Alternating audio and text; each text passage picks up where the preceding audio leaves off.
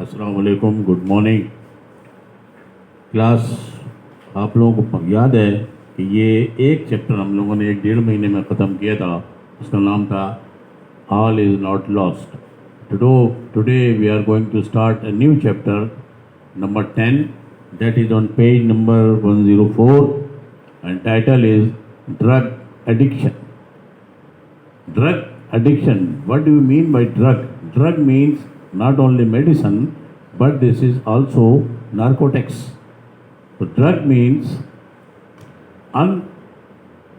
unlawful things like hashish, heroin and other drugs which are very fatal for human life. In this chapter, we will be told about the definition of drugs and what is addiction and the causes of addiction in the people, especially in the youngsters, causes of drug addictions and the effects of drug in the society, and the lastly, rehabilitation of drug victims will be explained thoroughly. This is very important chapter for the youngsters, especially school going boys and others, and the reasons and why it is being spread all over the world. This is international phenomena, not only in our country but in the globe. It is being spread all over the world.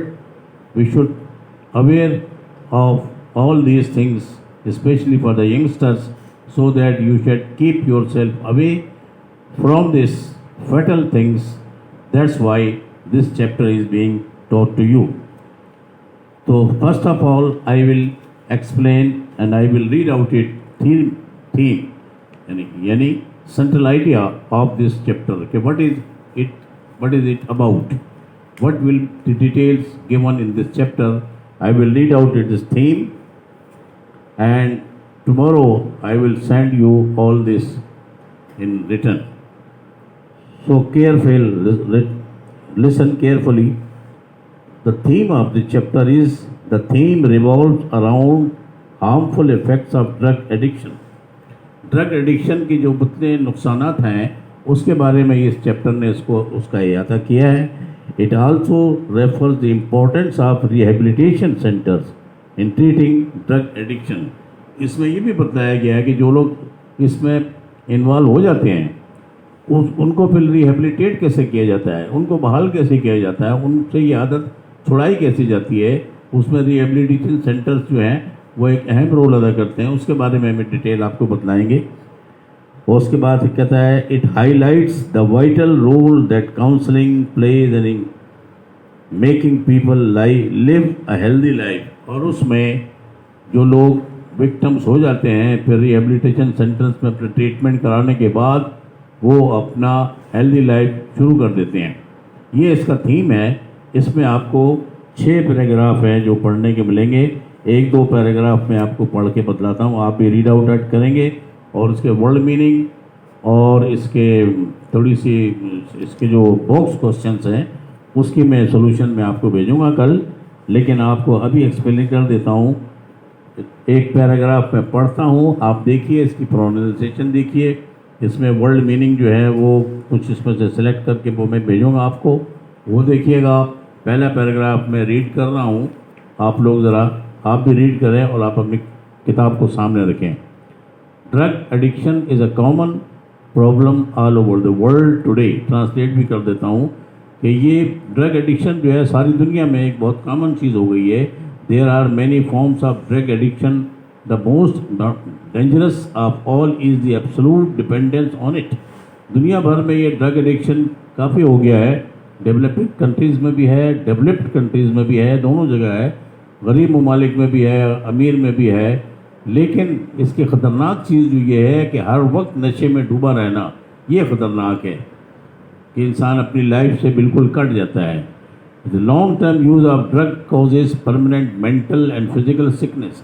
लंबे अरसे तक अगर आप ये इस्तेमाल करेंगे तो आप जहनी तौर पर भी और फिजिकली तौर पर तबाह बर्बाद हो जाएंगे. The more dangerous a substance is used, the more risky it becomes.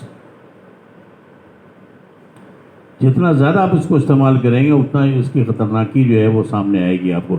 It's continuous use cause total dependence on drug. इसको अगर ज़्यादा इस्तेमाल करेंगे आप बहुत ज़्यादा तो फिर ये आप इसी के होकर रह जाएंगे और इसके बगैर आप अपना ज़िंदगी आपकी बेकार है. Some kinds of drug that cause disturbance of mind and body are. अब जो आपको टाइप्स ऑफ ड्रग्स बतलाई गई हैं उसमें ये हैं heroin, marijuana, tobacco, Valium, cocaine and alcohol. इसमें ये सारे ड्रग्स में आते हैं. लेकिन ये स्टार्ट किया आपको ये जो छोटी मोटी चीज़ें होती हैं टोबैको यानी सिगरेट्स वगैरह और दूसरे जो सुपारी छालियाँ वगैरह खाते हैं ये भी स्टार्टिंग पॉइंट है ड्रग की तरफ जाने के लिए. लिहाजा आपको जानकारी इसलिए ज़रूरी है कि आप लोग तो छोटी उम्र के हैं ड्रग अब्यूज़र बन जाते हैं आसानी से. जो ड्रग पुशर्स हैं वो आप लोगों को एक्सप्लॉइट करके गलत राह पे लगा देते हैं, फिर उससे जो छुटकारा नहीं होता. इसलिए हम लोगों का फ़र्ज़ है टीचर्स का भी और एल्डर्स का भी और पेरेंट्स का भी कि आप लोगों को इन खतरात से पहले से आगाह कर दिया जाए ताकि आप लोग अपना अपना डिफेंस कर सकें. दूसरे पैराग्राफ में आते हैं. Drug addiction is cause by environmental factors. ये वजह क्या होती है कि लोग क्यों उसको इसमें इन्वॉल्व क्यों हो जाते हैं. ये माहौलियाती असर होता है. किसी इलाके में अगर इस किस्म के वाक़यात हो रहे हैं तो वहाँ का माहौल ऐसा होता है. A few important environmental factors that may cause drug addictions are bad peer influence and troubled domestic background. इसमें डोमेस्टिक बैकग्राउंड घर का भी वो फैमिली जो ब्रोकन फैमिली होती है उसका भी एक इन्वॉल्वमेंट होती है कि वो लोग जो बच्चे जो है वो ब्रोकन फैमिली की वजह से ड्रग की तरफ चले जाते हैं.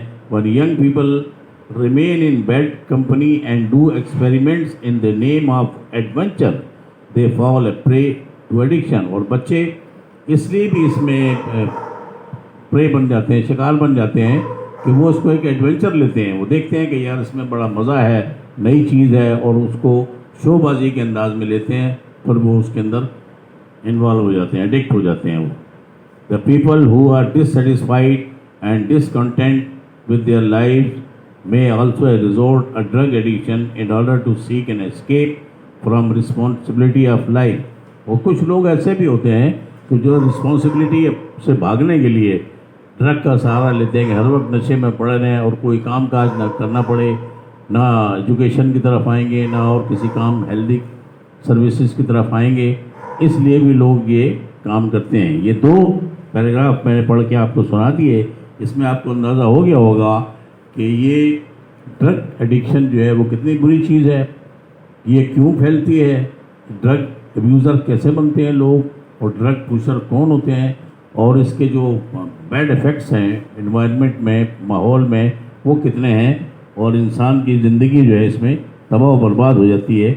आखिरी तीसरा चैप्टर भी पढ़ रहा हूँ, तीसरा पैराग्राफ भी पढ़ रहा हूँ. इसमें कहानी काफ़ी वाज़ेह हो जाएगी. वो उसकी तरफ आते हैं फिर हम रिहेबिलिटेशन की तरफ कि लोग जब इन्वॉल्व हो जाते हैं इसमें तो उनको बहाल कैसे किया जाता है, उनको रिहेबिलिटेट कैसे किया जाता है. उसके लिए इंसान अपनी कोशिशें करते हैं, एल्डर्स भी करते हैं, पेरेंट्स भी करते हैं, टीचर्स भी करते हैं. रिहेबिलिटेशन सेंटर्स के अंदर डॉक्टर्स, नर्सिस वगैरह ये सारे जो है उसकी मदद करते हैं और उसको काफ़ी हेल्प फराहम करते हैं, मेडिसिन, एक्सरसाइज एक्सेट्रा. फिर जाके वो अपनी कोशिश भी, उसकी विल पावर भी होती है. तो ये आपको इसमें ये चीज़ें आपको काफ़ी चीज़ें वाज़ेह हो गई होंगी. इसकी थीम भी मैंने आपको इसका बतला दिया है. अब इसके कुछ वर्ड मीनिंग जो है वो मैं आपको रीड आउट कर देता हूँ और इसके जो रिटर्न में जो है वो उसका वो मैं आपको कल जो है भेजूँगा. वो देखिए पहला वर्ड है ग्लोसरी. पेज नंबर 107 के ऊपर है ग्लोसरी दी हुई. एब्सोलूट. एब्सोलूट के मायने होते हैं, ये इंग्लिश में दिए हुए हैं, उर्दू में मैं बता देता हूँ. एब्सोलूट के मायने होते हैं कंप्लीट यानी मुकम्मिल.